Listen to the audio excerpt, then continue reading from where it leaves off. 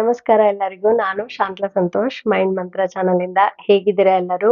ಹಲವಾರು ಜನ ನನ್ನ ಒಂದು ಚಾನೆಲ್ಗೆ ಹೊಸದಾಗಿ ಸಬ್ಸ್ಕ್ರೈಬ್ ಮಾಡ್ಕೊಂಡಿದ್ದೀರಾ. ಅವ್ರಿಗೆಲ್ಲರಿಗೂ ಸಹ ಧನ್ಯವಾದಗಳು. ನಾನು ಈ ದಿನ ಮಕ್ಕಳ ಒಂದು ಮಾನಸಿಕ ಆರೋಗ್ಯದ ಮೇಲೆ ಅವರು ತೆಗೆದುಕೊಳ್ಳುವ ಅಂಕಗಳು ಹೇಗೆ ಒಂದು ಪ್ರಭಾವವನ್ನ ಬೀರ್ತಾ ಇದೆ, ಈ ಒಂದು ವಿಷಯದ ಬಗ್ಗೆ ಕೆಲವು ಅಂಶಗಳನ್ನ ನಿಮ್ ಜೊತೆಗೆ ಹಂಚ್ಕೋಬೇಕು ಅನ್ಕೊಂಡಿದೀನಿ. ಇವಾಗ ಇತ್ತೀಚಿನ ದಿನಗಳಲ್ಲಿ ಮಕ್ಕಳಿಗೆ ಮಾನಸಿಕ ಒತ್ತಡ ಜಾಸ್ತಿ ಆಗ್ತಾ ಇದೆ. ಅದು ಯಾವುದರಿಂದ ಜಾಸ್ತಿ ಆಗ್ತಾ ಇದೆ ಅಂದ್ರೆ, ಅವರು ಪಡೆದುಕೊಳ್ಳುವ ಒಂದು ಅಂಕಗಳಿಂದ. ಅವರು ಪರೀಕ್ಷೆ ಬರೆದಾದ್ಮೇಲೆ ಪಡೆದುಕೊಳ್ಳುವ ಪರೀಕ್ಷೆ ಅಂದ್ರೆ ವಾರ್ಷಿಕ ಪರೀಕ್ಷೆ ಅಂತ ಅಷ್ಟೇ ಅಲ್ಲ. ಅವರು ಇವಾಗ ನೀವು ಯಾವುದೇ ಒಂದು ಶಾಲೆಯನ್ನ ತೆಗೆದುಕೊಂಡಾಗ ಅಲ್ಲಿ ಒಂದು ತಿಂಗಳಿಗೊಂದ್ಸರಿ ಟೆಸ್ಟ್ ಗಳನ್ನ ಮಾಡ್ತಿರ್ತಾರೆ. 2 ತಿಂಗಳಿಗೊಂದ್ಸರಿ ಟೆಸ್ಟ್ ಅಂದ್ರೆ ಯೂನಿಟ್ ಟೆಸ್ಟ್ಗಳಿರಬಹುದು ಅಥವಾ ಸೈಕ್ಲಿಕ್ ಟೆಸ್ಟ್ ಗಳಂತ ಮಾಡ್ತಾ ಇರ್ತಾರೆ.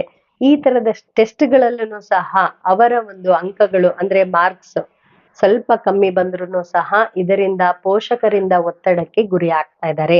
ಈಗಿನ ಒಂದು ಪರಿಸ್ಥಿತಿಯಲ್ಲಿ ಮಕ್ಕಳಿಗೆ ಮಾರ್ಕ್ಸ್ ಸ್ವಲ್ಪ ಕಡಿಮೆ ಬಂದ್ರು ಸಹ ಪೋಷಕರು ಮೊದಲು ಒತ್ತಡಕ್ಕೆ ಗುರಿ ಆಗ್ತಾರೆ. ಆಮೇಲೆ ಮಕ್ಕಳು ಅವರ ಸಾಮರ್ಥ್ಯಕ್ಕೆ ಮೀರಿ ಅಂಕಗಳನ್ನ ತರಬೇಕು ಅಂತ ಅವರು ಆಲೋಚನೆಗಳನ್ನ ಮಾಡ್ತಾ ಇರ್ತಾರೆ. ಇದರಿಂದ ಮಕ್ಕಳಿಗೆ ಒತ್ತಡ ಜಾಸ್ತಿ ಆಗ್ತಾ ಇದೆ. ಈ ಮಾರ್ಕ್ಸ್ ಅನ್ನೋದು ಇತ್ತೀಚಿನ ದಿನಗಳಲ್ಲಿ ಎಲ್ಲಾ ವಿದ್ಯಾರ್ಥಿಗಳಿಗೂ ಸಹ ಒತ್ತಡದ ಮೊದಲನೇ ಅಂಶ ಆಗಿದೆ. ಶಾಲೆಗೆ ಹೋಗೋದು ಬೇರೆ, ಆಮೇಲೆ ಅವರ ಒಂದು ಬರವಣಿಗೆಗಳು ಬೇರೆ, ಆಲೋಚನಾ ವಿಧಾನಗಳು ಬೇರೆ. ಅವುಗಳನ್ನ ಅವರು ಅಷ್ಟು ಯೋಚನೆ ಮಾಡಲ್ಲ. ಆದರೆ ಅವರಿಗೆ ಪರೀಕ್ಷೆಗಳಲ್ಲಿ ಏನಾದ್ರೂ ಕಡಿಮೆ ಅಂಕಗಳು ಬಂದರೆ, ಪರೀಕ್ಷೆಗಳು ಅಂತ ಹೇಳಿದ್ರೆ ನಾನು ಹೇಳಿದ್ನಲ್ಲ, ವಾರ್ಷಿಕ ಪರೀಕ್ಷೆ ಅಷ್ಟೇ ಅಲ್ಲ, ಇವನ್ ಯೂನಿಟ್ ಟೆಸ್ಟ್ ಗಳಲ್ಲಿ ಅಥವಾ ಸೈಕ್ಲಿಕ್ ಟೆಸ್ಟ್ ಗಳಲ್ಲಿನೂ ಸಹ ಅಂಕಗಳು ಸ್ವಲ್ಪ ಕಡಿಮೆ ಬಂದ್ರು ಸಹ ಅವರಿಗೆ ಒತ್ತಡ ಜಾಸ್ತಿ ಆಗ್ತಾ ಇದೆ. ಮಕ್ಕಳಿಗೆ ನಮ್ಮ ಪೋಷಕರು ಏನ್ ಹೇಳ್ತಾರೋ ಏನೋ, ನನಗಿಷ್ಟು ಕಡಿಮೆ ಮಾರ್ಕ್ಸ್ ಬಂತು, ಈ ತರದ ಒಂದು ಆಲೋಚನೆಯಲ್ಲಿ ಈಗಿನ ವಿದ್ಯಾರ್ಥಿಗಳು ಇದ್ದಾರೆ. ಆದರೆ ಇಲ್ಲಿ ಏನಾಗ್ತಾ ಇದೆ, ಕೆಲವೊಂದು ಸರಿ ಇವಾಗ ಪ್ರತಿನಿತ್ಯ ಓದದೇನೆ ನಾವು ಟೆಸ್ಟ್ಗಳು ಬರೆದಾಗ ನಿಜವಾಗ್ಲೂ ಅಂಕಗಳು ಕಡಿಮೆ ಬರುತ್ತೆ. ಆದ್ರೆ ನಾವು ಪ್ರತಿನಿತ್ಯ ನಮ್ಮ ಒಂದು ಪರ್ಸನಲ್ ಟೈಮ್ ಟೇಬಲ್ ಅಂತ ನಾವೇನ್ ಕರಿತೀವೋ, ಅಂದ್ರೆ ಆ ವಿದ್ಯಾರ್ಥಿಗೆ ಅನುಗುಣವಾಗಿ ನಾವು ಟೈಮ್ ಟೇಬಲ್ ಅನ್ನ ಹಾಕೊಂಡು ನಾವು ಓದಿದ್ರೆ ನಮಗೆ ಎಷ್ಟು ಸಾಮರ್ಥ್ಯಕ್ಕೆ ಅನುಗುಣವಾಗಿ ಅಂಕಗಳನ್ನ ನಾವು ಪಡೆದುಕೊಳ್ಳಬಹುದು. ಈಗ ಜಾಸ್ತಿ ಓದಿದ್ರೆ ಜಾಸ್ತಿ ಅಂಕಗಳನ್ನ ಪಡೆದುಕೊಳ್ಬಹುದು ಅನ್ನೋದು ನಿಜವಾಗ್ಲೂ ತಪ್ಪಾಗತ್ತೆ. ನಮಗೆ ನಮ್ಮ ಅಂದ್ರೆ ವಿದ್ಯಾರ್ಥಿಗೆ ಅವರ ಸಾಮರ್ಥ್ಯಕ್ಕೆ ಅನುಗುಣವಾಗಿ ಎಷ್ಟು ಓದ್ಬೇಕು, ಅದರಿಂದ ಅವರು ಎಷ್ಟು ಅಂಕಗಳನ್ನ ಪಡೆದುಕೊಳ್ಬೇಕು ಅನ್ನೋದು ಅವರ ಮನೆಯಲ್ಲಿ ನಿರ್ಧಾರ ಮಾಡ್ಬೇಕಾಗತ್ತೆ. ಅಂದ್ರೆ ಕುಟುಂಬಸ್ಥರ ಅಂದ್ರೆ ಪೋಷಕರು. ಆ ಒಂದು ಅಂಕಗಳು ಹೇಗೆ ಬರ್ತಾ ಇದಾವೆ ಅನ್ನೋದು ಮೊದಲು ಗಮನದಲ್ಲಿಟ್ಕೊಳ್ಳಿ. ಯಾಕೆ ಅಂದ್ರೆ ಹಲವಾರು ಪೋಷಕರು ಒಂದೇ ಅವರಿಗೆ ಪ್ರಶ್ನೆ ಇರುತ್ತೆ, ನನ್ ಮಗ ಓದ್ತಾನೆ ಇಲ್ಲ ಅಥವಾ ನನ್ ಮಗಳು ಓದ್ತಾನೆ ಇಲ್ಲ. ಈಗ ಇತ್ತೀಚಿನ ದಿನಗಳಲ್ಲಿ 2 ಟೆಸ್ಟ್ ಅಲ್ಲಿ ನಿಜವಾಗ್ಲೂ ತುಂಬಾ ಒಳ್ಳೆ ಅಂಕ ತಗೊಂಡಿದ್ದ, ಈಗ ಈ ಅಂಕಗಳಲ್ಲಿ ಕಡಿಮೆ ಆಗಿದೆ. ಈ ತರ ಒಂದೇ ಒಂದು ವಿಷಯದಲ್ಲಿ ಅಂಕಗಳು ಸ್ವಲ್ಪ ಕಡಿಮೆ ಬಂದ್ರು ಸಹ ಪೋಷಕರು ತುಂಬಾ ಒತ್ತಡವನ್ನ ತೆಗೆದುಕೊಳ್ತಾರೆ. ಮಕ್ಳಿಗೂ ಸಹ ತುಂಬಾ ಒತ್ತಡ ಕೊಡ್ತಾರೆ. ಆ ಒಂದು ವಿಷಯದಲ್ಲಿ ಯಾಕೆ ಕಡಿಮೆ ಬಂತು, ಓದಿದ ಸಮಯ ಎಷ್ಟು ಕಡಿಮೆ ಇದೆ, ಅಥವಾ ಅರ್ಥ ಆಗಿರುವ ವಿಷಯ ಅರ್ಥ ಆಗಿದೆಯಾ ಇಲ್ವಾ, ಈ ತರದ ವಿಷಯಗಳನ್ನ ನಾವು ಗಮನದಲ್ಲಿಟ್ಕೋಬೇಕಾಗತ್ತೆ. ಎಲ್ಲಾ ಪೋಷಕರಿಗೂ ಸಹ ಈ ಒಂದು ಒತ್ತಡವನ್ನ ಕಡಿಮೆ ಮಾಡೋದಕ್ಕೆ, ಮಕ್ಕಳ ಮೇಲೆ ಈ ಒಂದು ಮಾರ್ಕ್ಸ್ ನ ಒತ್ತಡವನ್ನ ಕಡಿಮೆ ಮಾಡೋದಕ್ಕೆ ನಾನು ಕೆಲವು ಒಂದು ಅಂಶಗಳನ್ನ ಹೇಳ್ಬೇಕು ಅನ್ಕೊಂಡಿದೀನಿ. ನಿಮ್ಮ ಮಕ್ಕಳ ಒಂದು ಸಾಮರ್ಥ್ಯವನ್ನ ಮೊದಲು ತಿಳಿದುಕೊಳ್ಳಿ. ನಿಮ್ಮ ಮಕ್ಕಳ ಸಾಮರ್ಥ್ಯಕ್ಕೆ ಅನುಗುಣವಾಗಿ ಅವರನ್ನ ಓದಿಸಿ. ಅವರು ಓದಿದ ಮೇಲೆ ಈಗ ಕಡಿಮೆ ಅಂಕ ಬಂತು ಅಂದ್ರೆ ಏನ್ ಮಾಡ್ಬೇಕು ಅದ್ರ ಬಗ್ಗೆ ಆಲೋಚನೆ ಮಾಡಿ. ಆಮೇಲೆ ಅವರ ಓದಿನಲ್ಲಿ ಅಂದ್ರೆ ಓದ್ತಾ ಇದ್ದಾರೆ, ಅವರಿಗೆ ಎಷ್ಟು ಆಸಕ್ತಿ ಇದೆ ಅದರಲ್ಲಿ, ಆ ಆಸಕ್ತಿಯನ್ನ ಜಾಸ್ತಿ ಮಾಡೋದಕ್ಕೆ ಏನ್ ಮಾಡ್ಬೇಕು, ಆ ಒಂದು ಮಾತುಗಳನ್ನ ಅವರ ಜೊತೆಗೆ ಆಡಿ. ಓದಿದ್ರೆ ಏನೆಲ್ಲಾ ಒಂದು ಜೀವನದಲ್ಲಿ ನಾವು ಏಳಿಗೆಯನ್ನ ಪಡೆದುಕೊಳ್ಬಹುದು, ಆ ವಿಷಯಗಳನ್ನ ಮಕ್ಕಳಿಗೆ ತಿಳಿ ಹೇಳಿ. ಅವರ ಒಂದು ಕಲಿಕಾ ಸಾಮರ್ಥ್ಯವನ್ನ ಜಾಸ್ತಿ ಮಾಡೋದಕ್ಕೆ ನೀವ್ ಏನ್ ಮಾಡ್ಬೇಕು ಅವುಗಳನ್ನ ಮಾಡಿ.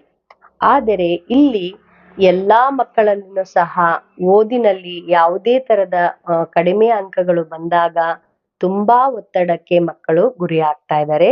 ಪೋಷಕರು ಸಹ ಗುರಿ ಆಗ್ತಾ ಇದ್ದಾರೆ. ಸೊ ಅದನ್ನ ಆದಷ್ಟು ಕಡಿಮೆ ಮಾಡಿಕೊಳ್ಳಲು ಪ್ರಯತ್ನ ಮಾಡಿ. ತಿಂಗಳುಗಳ ಕಾಲ ಬೇಕಾಗತ್ತೆ ಪ್ರಯತ್ನ ಮಾಡಿದ್ರೆ.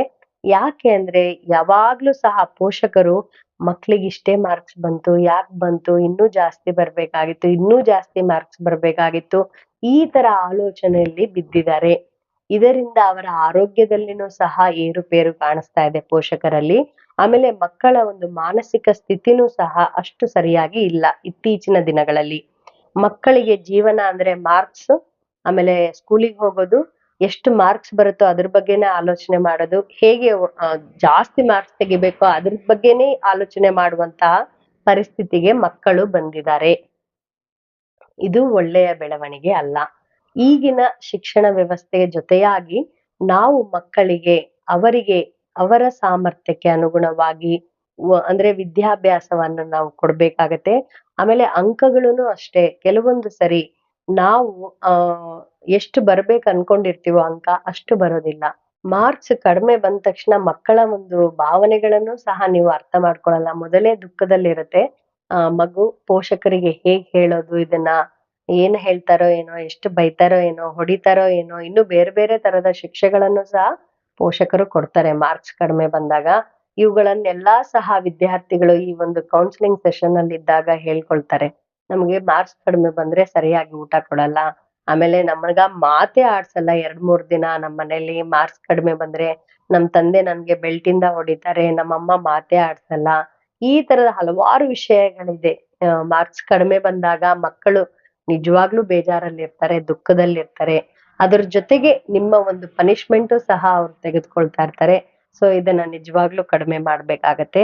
ಈ ಒಂದು ಮಾರ್ಕ್ಸ್ ಅನ್ನೋದು ಅಂದ್ರೆ ಈ ಒಂದು ಅಂಕಗಳು ನಿಮ್ಮ ಒಂದು ಮಗುವಿನ ಅಥವಾ ವಿದ್ಯಾರ್ಥಿಯ ಜೀವನದಲ್ಲಿ ಅದೊಂದೇ ವಿಷಯ ಇಲ್ಲ, ಬೇರೆ ವಿಷಯಗಳನ್ನು ಸಹ ಇದೆ. ಮಾರ್ಕ್ಸ್ ಹೆಚ್ಚಿಗೆ ಆಗೋದಕ್ಕೆ ಏನ್ ಮಾಡ್ಬೇಕು ಅನ್ನೋದನ್ನ ಆಲೋಚನೆ ಮಾಡಿ. ಜೀವನವನ್ನ ನಿರ್ಧರಿಸುವುದು ಮಾರ್ಕ್ಸ್ ಅಲ್ಲ ಅನ್ನೋದು ನಾವು ಗಮನದಲ್ಲಿಟ್ಕೊಳ್ಬೇಕಾಗತ್ತೆ. ಈಗಿನ ಮಕ್ಕಳಿಗೆ ಯಾರೇ ಮಾತಾಡ್ಸಿ ನಾನ್ ಫಸ್ಟ್ ಬರ್ಬೇಕು ಅಂತಿದ್ದೀನಿ, ಇಲ್ಲಾಂದ್ರೆ ನಮ್ ಮನೇಲಿ ಇಷ್ಟ ಆಗಲ್ಲ, ನಾನು ಸೆಕೆಂಡ್ ಪ್ಲೇಸ್ ಅಲ್ಲಿ ಇದೀನಿ, ಫಸ್ಟ್ ಬರ್ಲೇಬೇಕು ಅನ್ಕೊಂಡಿದೀನಿ, ಇಲ್ಲ ಅಂದ್ರೆ ನಮ್ ಮನೇಲಿ ನಮ್ಮ ಅಪ್ಪ ಅಮ್ಮ ಬೈತಾರೆ, ಹೊಡಿತಾರೆ, ಈ ತರದ ವಿಷಯಗಳೇ ಮಾತಾಡ್ತಾರೆ ಮಕ್ಕಳು. ಇದನ್ ಮಾರ್ಕ್ಸ್ ಬಿಟ್ರೆ ಇನ್ನೇನು ಯೋಚನೆ ಮಾಡಲ್ಲ ಈಗಿನ ಮಕ್ಕಳು. ಸೊ ಈ ತರದ ಪರಿಸ್ಥಿತಿಗೆ ಮಕ್ಕಳನ್ನು ತೆಗೆದುಕೊಂಡು ಹೋಗೋದು ಬೇಡ. ಮಾರ್ಕ್ಸ್ ನಿಜವಾಗ್ಲೂ ಮುಖ್ಯನೇ. ವಿದ್ಯಾಭ್ಯಾಸದಲ್ಲಿ ಅಂಕಗಳು ನಿಜವಾಗ್ಲೂ ಮುಖ್ಯನೇ. ಆದರೆ ಅವರು ವಿದ್ಯಾಭ್ಯಾಸದ ಅವಧಿಯಲ್ಲಿ ಇರ್ಬೇಕಾದ್ರೆ ಬರೀ ಅಂಕಗಳ ಬಗ್ಗೆನೆ ಅವರು ಯೋಚನೆ ಮಾಡೋದು ಬೇಡ. ಆ ಒಂದು ಬಾಲ್ಯವನ್ನು ಸಹ ಅವರು ಚೆನ್ನಾಗಿ ಕಳಿಬೇಕು. ಸೊ ಇದಕ್ಕೆ ಪೋಷಕರು ಏನ್ ಮಾಡ್ಬೇಕು ಅನ್ನೋದನ್ನ ಆಲೋಚನೆ ಮಾಡಿ. ಈ ಒಂದು ಮಾರ್ಕ್ಸ್ ಬಗ್ಗೆನೇ ಆಲೋಚನೆ ತುಂಬಾ ಮಾಡಕ್ ಹೋಗ್ಬೇಡಿ.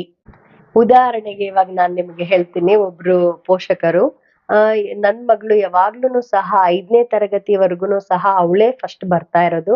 ಆದ್ರೆ 6ನೇ ತರಗತಿಯಲ್ಲಿ ಅವಳು ಫಸ್ಟ್ ಬರ್ಲೇ ಇಲ್ಲ, ಅವಳು ಸೆಕೆಂಡ್ ಬಂದ್ಬಿಟ್ಲು.